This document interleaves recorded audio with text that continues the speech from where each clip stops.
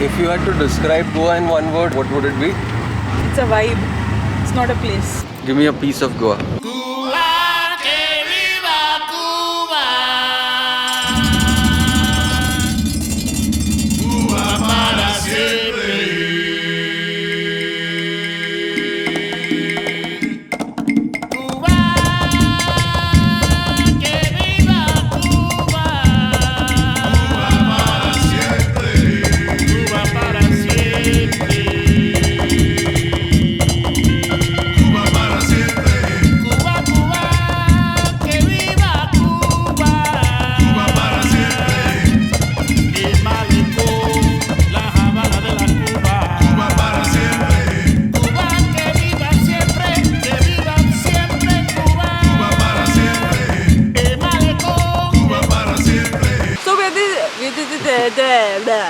La plaza, Cuba para siempre. Santiago, Cuba para siempre. La conga, la Cuba, Cuba, Cuba para siempre. Cuba libre, Cuba libre. Cuba para siempre. Cuba libre, La Habana. Cuba para siempre. Cuba libre, Malecón. Cuba para siempre. Cuba, que viva Cuba.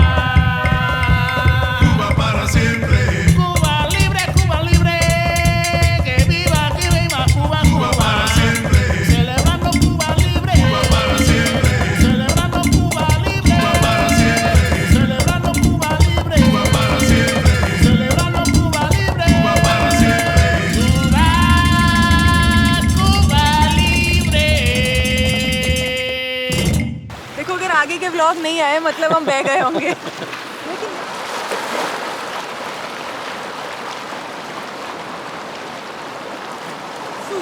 Okay. Bye.